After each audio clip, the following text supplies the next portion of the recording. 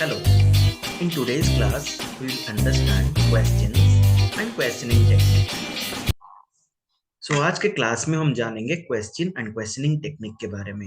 ये एक बहुत इंपॉर्टेंट चीज है एक टीचर के पर्सपेक्टिव से एंड एक लर्नर्स के पर्सपेक्टिव से, क्योंकि क्वेश्चन एंड क्वेश्चनिंग जो होता है वो बोथ टीचर एंड स्टूडेंट के द्वारा एग्जीक्यूट होता है। We are studying this particular topic under planning for instructions and skill practice under principles of teaching. So what are the objectives for today's class? The objectives are explain the importance of questions, list the purpose of questions, classify questions used for teaching and training purpose, describe the characteristics of good questions, and explain the steps in questioning techniques. So आज हम इस class के अंदर ये जो objectives है उसके ऊपर फोकस करेंगे। Let us understand what are the important purposes of asking questions. हम क्यों क्वेश्चन पूछते हैं, या फिर एक टीचर क्लास में या फिर कोई भी सिचुएशन में क्वेश्चंस क्यों पूछते हैं, क्या जरूरत है, क्या पर्पज है, कौन कौन सा वो इम्पोर्टेंट पर्पज है जिस चीज के लिए क्वेश्चन पूछा जाता है। फर्स्ट पॉइंट है it stimulates the interest in the lesson. Like हमको पता है कि कोई भी टीचर एक लेसन का जो प्रिपेयर करता है तो मेन उसमें मोटो रहता है कि वो स्टूडेंट को कितना सब्जेक्ट मैटर, कितना चीज समझा सकता है। बट अगर हम देखें तो एक चीज समझने के लिए उसके प्रति इंटरेस्ट होना बहुत जरूरत होता है। एंड इंटरेस्ट किसके पास होना जरूरत होता है? एक ट्रेनी या फिर स्टूडेंट के पास पढ़ने के लिए इंटरेस्ट होना, या फिर आपका लेसन को समझने के लिए, आपका लेसन के प्रति इंटरेस्ट देने के लिए वो चीज उसके पास होना बहुत जरूरी होता है। एंड ये चीज कौन करवा सकता है? एक टीचर करवा सकता है। कैसे? बाय आस्किंग क्वेश्चंस ना। क्वेश्चन पूछने का ये एक बहुत इंपॉर्टेंट पर्पज होता है to stimulate the interest among the trainees towards a lesson. Okay, so that is the first purpose or first important purpose of asking questions. Then second is it helps to maintain the attention. Now जितने बार आप class में question पूछते हैं उतने बार आप अपने students का attention को आपके प्रति बेहतर तरीके से ले आ पाते हैं। मतलब you can draw the attention of your trainees or students towards your lesson by asking questions. So first one is about stimulate the interest towards the lesson or in the lesson you are teaching, and second is to bring the attention of your trainees or of your students towards your lesson or towards yourself. आपके प्रति उनके attention को आप कैसे draw करवा सकते हो, वो एक पर्पस होता है जिसके लिए आप क्वेश्चंस पूछते हैं। Third point is it helps to stimulate thought provoking habit among the students. ना हो सोचने के लिए मजबूर करना, किसको? ना स्टूडेंट्स को। कैसे? By asking questions. ये हैबिट उनके अंदर जगाना, मतलब सोचने के लिए मजबूर होना, कोई अच्छा चीज के बारे में अपने दिमाग के ऊपर प्रेशर डालना कि हम इसको किसका सोल्यूशन हम कैसे निकालें। एंड वो केवल तभी पॉसिबल हो सकता है जब आप उनको थॉट प्रोवोकिंग क्वेश्चंस पूछोगे, या फिर हाई ऑर्डर ऑफ थिंकिंग का क्वेश्चंस आप अपने स्टूडेंट्स को पूछोगे। प्रोवाइड ट्रेनीज टू थिंक, सोचने के लिए मजबूर करना, जैसे इसका पिछले वाला point. It enables the trainees to recall the answer from their memory. Memory exercise बहुत हो पाता है by asking the questions. Now हमेशा ट्रेनीज या स्टूडेंट्स चाहते हैं कि हम सारे चीज कितने अच्छे तरीके से याद रख पाए। बट याद रख पाए ठीक है, हम याद रखेंगे, पर याद रहा या नहीं रहा हम उसको कैसे चेक करेंगे? Now, जब टीचर कोई क्वेश्चन पूछेगा और हम उसका आंसर दे पाते हैं, then we can say that we are recalling the answer from our memory. And यहाँ पे क्या चीज होता है? आपका ब्रेन का भी एक्सरसाइज होता है एंड आपका मेमोरी का भी एक्सरसाइज होता है। कैसे होता है? Because the teacher is asking such type of questions where you have to answer by recalling the answer from your memory. That's why it is also a point और important purpose for asking questions. Next point is it enables the students to clear the doubt and misunderstanding. कोई भी doubt and misunderstanding जब रह जाता है पढ़ाते हुए, तो क्वेश्चंस एंड आंसरिंग दोनों प्रोसेस होने से ये चीज क्लियर हो जाता है स्टूडेंट का। It enables the instructor or the teacher to find out the effectiveness of your teaching and learning. Teaching and learning का effectiveness तभी अच्छा हो पाता है जब उसमें अच्छा क्वेश्चनिंग हो एंड उसका आंसर देने के लिए आपका स्टूडेंट्स और आपका ट्रेनीज उसके लिए सपोर्टिव हो एंड उसके लिए कैपेबल हो। ये दोनों चीज बहुत जरूरत होता है कोई भी एक effective teaching and learning practice के लिए। Questioning serves as a revision. अब रिवीजन के लिए भी क्वेश्चनिंग बहुत जरूरत होता है। To create trainees confidence of having acquired knowledge. हम कुछ चीज सीखे हैं, उसको लेकर हम तभी कॉन्फिडेंट होंगे जब हम उस चीज के बारे में कोई क्वेश्चन पूछा जाता है एंड हम उसका आंसर अच्छे तरीके से दे पाते हैं एंड हमारे हमको अप्रिसिएशन मिलता है।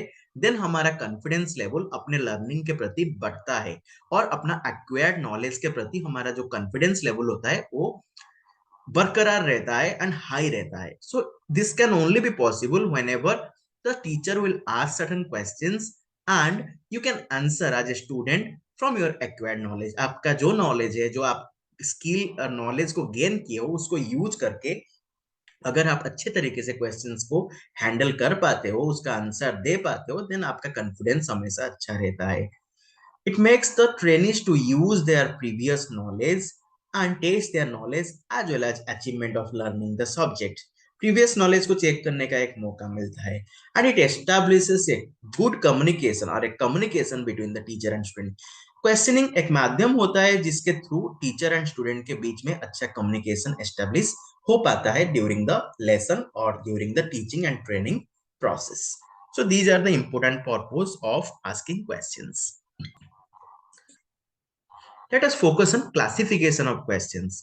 ना क्वेश्चंस को हम किस किस तरीके से क्लासिफाई कर सकते हैं।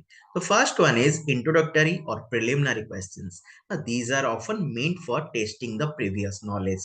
Now the first category of question is introductory और प्रिलिमिनरी क्वेश्चन। इसके अंतर्गत जो क्वेश्चन पूछा जाता है उसमें लर्नर या फिर ट्रेनीज का जो प्रीवियस नॉलेज है उसको हम टेस्ट करते हैं। The second classified question is developing questions. इसमें क्या करते हैं, इसमें टीचर क्या करता है ना, ऐसे ऐसे क्वेश्चंस पूछता है जो कि आपका सब्जेक्ट से रिलेटेड होता है, जो करंट लेसन पढ़ाया जाता है, जिस टॉपिक के ऊपर पढ़ाया जाता है उसी रिलेटेड होता है और उस सब्जेक्ट के रिलेटेड हमेशा होता है। To keep the training alert throughout the lesson. And ये क्वेश्चन उसीलिए पूछा जाता है टू ड्रॉ और to bring the attention towards the subject matter during the class. जो सब्जेक्ट पढ़ाया जा रहा है उस रिलेटेड हमेशा ये क्वेश्चन होता है एंड ये क्वेश्चन पूछा जाने से क्या होता है ना, ट्रेनीज और स्टूडेंट्स क्या करते हैं ना, अलर्ट रहते हैं through out the lesson because ये सब्जेक्ट से जुड़ा हुआ होता है। डिसिप्लिनरी क्वेश्चन क्या होता है, the question that were asked in order to claim the attention. ये सब्जेक्ट मैटर से हो सकता है, नहीं भी हो सकता है। कुछ ऐसा क्वेश्चन हो सकता है जो कि स्टूडेंट का डिसिप्लिन को मेंटेन करता है क्लास के अंदर। Now next category of question is comprehension question. Now these questions are used to evaluate the understanding of the learners after completion of the lesson for application and testing the knowledge acquired. जैसे हम पिछले slides में भी बात किए थे कि confidence तभी आता है स्टूडेंट के अंदर जब वो अपना एक्वायर्ड नॉलेज को यूज करके कोई क्वेश्चन का आंसर दे सकते हैं। अब एक्वायर्ड नॉलेज किस चीज का होता है, जो सब्जेक्ट पढ़ाया जाता है, जब वो सब्जेक्ट का कंप्लीट हो जाता है लेसन एंड उसके बाद जो क्वेश्चन पूछा जाता है उसको बोलते हैं कंप्रेहेंशन क्वेश्चंस। इसमें सारे चीज टॉपिक का कवर किया जाता है, उसके बाद ये क्वेश्चन पूछा जाता है एंड उससे पता चलता है एक सब्जेक्ट एक स्टूडेंट ने कितने हद तक समझ लिया है एंड उसका अंडरस्टैंडिंग इस सब्जेक्ट के प्रति क्या है। ओके जो टॉपिक पढ़ाया गया है एक सब्जेक्ट का उसके प्रति उसका अंडरस्टैंडिंग कैसा है एंड वो क्या क्या नॉलेज एक्वायर कर चुका है। तो उसको टेस्ट करने के लिए जो क्वेश्चन पूछा जाता है उसको हम बोलते हैं comprehension question. Then last category of question is recapitulative questions. Now recapitulative questions are highly useful to test the result and outcome of what the teacher taught. It is characteristics of good questions. Now एक अच्छा question का क्या क्या characteristics होता है। तो first characteristics is clarity. आपके question कितना आपके क्वेश्चन में कितना क्लैरिटी है। आप जब पूछते हो एज ए टीचर अपने स्टूडेंट को क्वेश्चंस, तो कितने बार में वो समझ में आ जाता है स्टूडेंट का जो क्वेश्चन आप पूछते हो। क्या आपका क्वेश्चन कंफ्यूजिंग है? अगर ये कंफ्यूजिंग क्वेश्चन है देन हम इसको नहीं बोल सकते कि आपका क्वेश्चन में कुछ भी क्लैरिटी है। अगर आप उसको बिना कंफ्यूजन का आप अगर क्वेश्चन पूछते हो, दैट मीन्स आप जो क्वेश्चन पूछोगे वो एक ही बार में स्टूडेंट का समझ में आ जाता है कि टीचर क्या क्वेश्चन पूछना चाह रहा है, then that is called a clarity question and it should be a best characteristics of any good question. तो आपका क्वेश्चन में कितना क्लैरिटी है। आप सोचिए, अगर जो क्वेश्चन बहुत सारा रियलिटी शोज वगैरह में पूछा जाता है, अगर वो क्वेश्चंस के अंदर क्लैरिटी नहीं होता, तो फिर वो कभी भी वो सोच नहीं चल सकता। जैसे आप एग्जांपल ले सकते हैं केबीसी। तो केबीसी के अंदर जो क्वेश्चन पूछा जाता है वो बहुत टेस्टेड क्वेश्चन होता है, उसमें कोई कंफ्यूजन नहीं होता है क्वेश्चन के अंदर। सो दैट जब भी वो क्वेश्चन पूछा जाता है तो आइदर क्वेश्चन का आंसर जो प्लेयर होते हैं उनको पता होता है या फिर नहीं पता होता है, बट क्वेश्चन में कोई कंफ्यूजन नहीं रहता है। ओके, क्वेश्चन को समझने के लिए कोई भी डिफिकल्टीज नहीं रहता है। So that is called a clarity in the question. जब भी आप अपने एज ए टीचर आप स्टूडेंट को क्वेश्चन पूछोगे, हमेशा वो क्लियर क्वेश्चन होना चाहिए, हमेशा उस क्वेश्चन में क्लैरिटी होना चाहिए जो कि इजीली समझ में आ पाए। अगर क्वेश्चन ही समझ में नहीं आएगा देन कोई स्टूडेंट उसका आंसर कैसे दे पाएगा। तो ये चीज बहुत ध्यान रखने का चीज है, तो उसके ऊपर हमेशा एक टीचर को ध्यान देना चाहिए। Next is simplicity. Simple in terms of meaning. जो भी आप पूछोगे वो बहुत सिंपल होना चाहिए। आप सिंपल वर्ड यूज कर सकते हो, सिंपल मीनिंग वाला क्वेश्चन पूछ सकते हो, या फिर आप छोटे छोटे क्वेश्चन पूछ सकते हो जो कि सिंपल हो, मतलब उस मतलब स्टूडेंट को समझने के लिए भी सिंपल हो एंड स्टूडेंट को समझ के आंसर देने के लिए भी वो सिंपल हो। वो क्वेश्चन हमेशा रहना चाहिए। ज्यादा घुमा फिरा कर क्वेश्चन करना एक बहुत स्मार्ट क्वेश्चनिंग नहीं होता है। हमेशा सिंपल होना बहुत जरूरी होता है, छोटा होना चाहिए, सिंपल भी होना चाहिए। Challenge. Challenge is another characteristics of good questioning. A good question must stimulate the thought, that is, compare or evaluate, and should come to a conclusion and should have a challenging in nature. Question हमेशा challenging होना चाहिए। ठीक है, ऊपर में बताया clarity होना चाहिए हमेशा क्वेश्चन के अंदर, सिंप्लिसिटी होना चाहिए, उसके साथ साथ थॉट प्रोवोकिंग भी होना चाहिए। जो कि क्वेश्चन ऐसा नहीं कि आप कुछ भी पूछ लिए और कोई भी उसका आंसर दे दे, ऐसा नहीं होना चाहिए। क्योंकि हम जब तक अपना दिमाग के ऊपर प्रेशर नहीं डालते हैं कुछ क्वेश्चन का आंसर देने के लिए, then we can not say that for answering these questions our brain and memory both are contributing। तो ये बहुत जरूरत होता है, आपका जो ब्रेन है, दिमाग है, एंड आपका जो मेमोरी है, वो दोनों चीज एक क्वेश्चन को आंसर देने के लिए अगर यूज हो रहा है देन हम इसको बोल सकते हैं चैलेंजिंग क्वेश्चन। वो होना बहुत जरूरी होता है। Then specificity. तो स्पेसिफिसिटी क्या कैरेक्टरिस्टिक्स है? Question should call for specific rather than general answer and free from ambiguity. Questions ऐसा होना चाहिए जिसमें कि कोई एम्बिग्यूटी आंसर नहीं दे सकता है। कोई भी क्वेश्चन अगर आप पूछते हो उसका आंसर हमेशा टू द पॉइंट होना चाहिए। आप ऐसे क्वेश्चन हमेशा पूछना चाहिए, कोई ब्लॉफिंग नहीं कर सकता है। अगर एक क्वेश्चन स्पेसिफिसिटी कैरेक्टरिस्टिक्स को होल्ड करता है देन उस क्वेश्चन का आंसर कोई ब्लॉफ नहीं कर सकता। ओके, कोई ऑप्शन नहीं है ब्लॉफ करने के लिए। उस टाइप के अगर क्वेश्चंस आप पूछते हो स्टूडेंट्स को, then that is called your specificity nature of question. Definiteness. A question must not be subject to too many interpretation. There should be only one answer to a the relevance, purely relevant to a lesson। जो आप question पूछ रहे हो वो आपका जो particular topic है उससे रिलेवेंट होना चाहिए। Language focused on simplicity and compatibility based on the learner's language। जो आप पूछ रहे हो वो लर्नर्स को समझ आना चाहिए, उसके लिए क्लैरिटी भी होना चाहिए। उसके साथ साथ उसी लैंग्वेज में, जो लैंग्वेज आपका लर्नर्स को समझ में आता है, उसी लैंग्वेज में हमेशा क्वेश्चंस होना चाहिए। अब डायरेक्टिविटी क्वेश्चंस क्या होता है? when teacher asks the questions to know about something which is not directly related to the student। अगर आपसे टीचर और किसी चीज के बारे में जानना चाहता है एंड उस केस में जो क्वेश्चंस पूछता है उसको बोलते हैं directivity question. So these are some of the characteristics of good question. Types of question के अंदर फर्स्ट में आता है ओपन क्वेश्चंस। ना ओपन क्वेश्चंस क्या होता है? Open questions can be used as statement. For example, tell me about something or tell me some examples. ना क्वेश्चंस का कोई बाउंड्री नहीं होता है, आप कितने आंसर दोगे उसका और कितना टाइम तक आप उसका आंसर दे सकते हो. So such type of questions are called open questions. Tell me about yourself. Now उसमें मैं नहीं बताया कि आपको नाम बताना है, आप क्या करते हो बताना है, नहीं.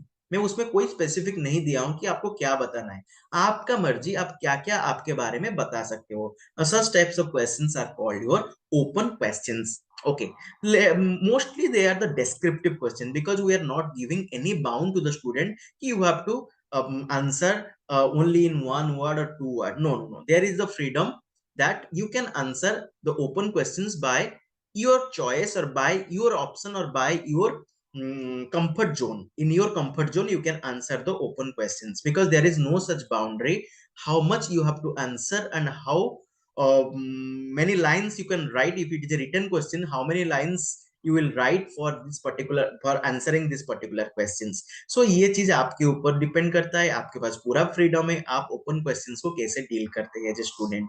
क्लोज्ड क्वेश्चंस क्या होता है? There are questions that required or lead to a yes or no answer. So अगर मैं पूछूंगा कोई क्वेश्चन एंड उसमें आपको यस नो में आंसर देना है, ट्रू फॉल्स लिखना है या टिक मार्क करना है, so these are called your closed questions. ना उसमें ना आपके पास बहुत सारा ऑप्शंस नहीं होता है, आपको पता होता है मुझे टिक मार के उसका आंसर देना है या फिर मुझे यस नो बोल के आंसर देना है. यस बोलूंगा तो नो उसका आंसर कभी नहीं होगा, नो बोल रहा हूं तो यस उसका आंसर कभी नहीं होगा. यस बोल दिया मतलब उसका आंसर क्लोज हो गया. So this type of questions आप कभी भी वोटिंग करते हैं, कोई जगह पे वोटिंग करते हैं, कोई फीडबैक देते हैं, तो उस केस में आपके पास एक ही ऑप्शन रहता है एंड आप जब आप इसको क्लिक कर देते हैं देन वो लॉक हो जाता है, मतलब that is a close type of question. ऐसे क्वेश्चन जिसका आंसर बहुत स्पेसिफिक होता है एंड आप एक बार देने को आपको ऑप्शन उसमें रहता है. Specific question already we have discuss. They can be use to follow up questions to an open question. Now जब भी कोई ओपन क्वेश्चंस होता है, okay, then in that case अगर मैं कोई specific condition देता हूं then that question is called specific question. Now for example आप give me the examples of car. Now this is a open question, but अगर मैं बोलूंगा give me some examples of car made of Maruti brand. Okay अगर मैं बोलूंगा कि made of Maruti, Maruti brand का कुछ कार का एग्जांपल दो, then that is called a specific question because earlier it was an open question because में कोई भी कंडीशन नहीं था कि कौन से चीज के ऊपर आप कार कार में आप कितना भी कार बोल सकते हो, कोई ब्रांड का कंडीशन नहीं था. पर जब स्पेसिफिक क्वेश्चन मैंने पूछा उसमें मैं मेंशन कर दिया कि आप उसमें आंसर दो कार के बारे में, एग्जांपल दो, पर मारुति ब्रांड का वो होना चाहिए. उस केस में मेरा ओपन क्वेश्चन कन्वर्ट हो जाता है स्पेसिफिक क्वेश्चन में. यहाँ पे भी एग्जांपल दे सकते हो, how much time did you spend doing that. Okay मतलब आप कितना टाइम पर्टिकुलर चीज को करने के लिए यूज कर रहे हो. ना आपको यहाँ पे स्पेसिफिक है, आप टाइम का वैल्यू देना पड़ेगा, 1 आवर, 2 आवर, 3 आवर. सो उसी हिसाब से आपको आंसर देना पड़ेगा. Such questions are called specific questions. Probing questions, they allow you to explore specific areas. For example, you ask what someone's favorite stories are, then you probe by asking tell me why you like the horror stories. now आप पहले पूछे कि क्या कोई किसी को भी आप दोस्त को पूछ रहे हो कि आपका फेवरेट स्टोरीज क्या है एंड तुरंत बाद उसको, अब जब वो जब बता देता है उसके बाद तुरंत वो पूछते हो कि why you like the horror stories. now in that case he or she has to think, उसको सोचना पड़ेगा. And such type of questions are called probing question, जिसमें कि आपको सोचकर आंसर देना बहुत जरूरी होता है या फिर सोचने के लिए आप मजबूर होते हैं उस टाइप ऑफ क्वेश्चन का आंसर देने के लिए. हाइपोथेटिकल क्वेश्चंस, हाइपोथेटिकल क्वेश्चंस के अंदर क्या रहता है? इसमें रहता है कि एक फ्यूचर सिनारियो, एक एजम्पशन को लेकर अगर क्वेश्चन पूछा जाता है, लाइक ऐसे कभी कभी टीचर आपको पूछ सकते हैं, let us assume there were 10 bananas. Okay, and after that assumption he or she is asking questions. Now these are the called hypothetical questions. और आपको एक सिनारियो दिया जाएगा, उसके बेसिस पर आपको सोचकर आंसर देने के लिए बताया जाएगा. Now these are called assumptions. And assumption के बेसिस पर अगर आपको कोई क्वेश्चंस पूछा जाता है या फिर कोई ऐसे क्वेश्चंस जिसमें इफ वर्ड का ज्यादा यूज होता है, अगर ऐसा होता है तो आप कैसे इसको हैंडल करोगे. अगर अगर ऐसा होता है तो आप उसका आंसर कैसे सोचोगे, अगर ये कंडीशंस है, ये सिचुएशंस है, तो उसमें इसका आंसर क्या होगा। So such type of questions are called hypothetical questions. Now next is your reflective questions. Now reflective questions क्या होता है? Now you can use this to reflect back on what you think a speaker has said. कोई speaker या फिर कोई teacher कुछ बोल रहा है and उसका emotion को समझकर अगर स्टूडेंट आंसर दे रहा है, then that is called your reflective questions. They allow you to check understanding. They also demonstrate that you have been listening. You can also reflect the speaker's feeling. This can be useful in dealing with angry or difficult people and for diffusing someone who is emotional. इसमें क्या है ना, reflective questions में क्या होता है, अगर आपको क्वेश्चन पूछा जा रहा है, आप एज ए स्टूडेंट और आप एज ए ऑडियंस, आपको समझना है कि जो टीचर या फिर जो क्वेश्चन आस्क कर रहा है उसका इमोशन एंड फीलिंग एंड वो क्या आंसर आपसे एक्सपेक्ट कर रहा है। अगर आप उसी हिसाब से उसका आंसर दे रहे हो, then in that case it is called a reflective questions. Every time you can answer the way the the speaker or the teacher is asking the question. अगर टीचर चाहता है कि इस टाइप का आंसर में student से चाह रहा हूं, अगर स्टूडेंट ने उसी तरह का आंसर दे रहा है, then that type of questioning is called reflective questioning. Okay बहुत टाइम पे क्या होता है ना, टीचर बहुत गुस्से में है। ओके एज ए टीचर, एक टीचर बहुत गुस्से में है एंड उस केस में उसने गुस्से होते हुए स्टूडेंट को क्वेश्चन पूछा ना, स्टूडेंट क्या किया ना, ऐसा आंसर दिया जो टीचर को खुश कर दिया। वो चीज मतलब जो जो चीज वो पढ़ाया था उस हिसाब से, और फिर टीचर का जिससे जो एक्सपेक्टेशन था उस हिसाब से अगर स्टूडेंट ने आंसर दिया, then that is called a reflective questions. उस टाइप के क्वेश्चंस में टीचर का एक्सपेक्टेशन रहता है एंड उसी एक्सपेक्टेशन के हिसाब से अगर स्टूडेंट उसका आंसर देता है, then that kind of questions are called reflective question. Leading questions क्या होता है? लीडिंग क्वेश्चंस ऐसा होता है जब टीचर कोई क्वेश्चन पूछता है एंड स्टूडेंट या फिर जो ऑडियंस होते हैं उनके पास इतना ऑप्शंस नहीं रहता है, उनके पास वही ऑप्शंस रहता है दो जो टीचर या फिर जो क्वेश्चन कर रहा है वो जो ऑप्शंस आपको दे रहा है। Okay for example, someone is asking the questions and there should be three answer. Okay, yes, no and neutral, but knowingly the speaker or the teacher has not given the neutral option. आपको neutral option नहीं दिया है, आपको yes और no में answer देना है। Okay, so in that case such type of question is a leading question because because इसमें क्या होता है ना, टीचर मतलब टीचर या फिर क्वेश्चनिंग जो कर रहा है वो जो चाह रहा है वही आपके पास ऑप्शन रहता है आंसर देने के लिए। कभी कभी क्या होता है ना, फॉर एग्जांपल आपका दोस्त है, ठीक है, आपके पास आपका दोस्त खड़ा है एंड कोई तीसरा व्यक्ति आता है एंड आप पूछता है कि ये जो बंदा आपके साइड में खड़ा है वो किस टाइप का बंदा है। नाउ उस केस में आप क्या करोगे ना, मतलब आप आपके पास इतना ऑप्शन नहीं है कि आप इसके बारे में क्या बताओगे, क्योंकि वो तो है आपका दोस्त, वो अभी दोस्त है आपका, उसके बारे में आप तो बुरा नहीं बता सकते। ओके आपको अच्छा बताना पड़ेगा, तो उसके पास लिमिटेड रहता है। ओके किस क्या रहता है, लिमिटेड ऑप्शंस रहता है किसके पास ना, आंसर देने वाला व्यक्ति के पास लिमिटेड ऑप्शंस रहता है।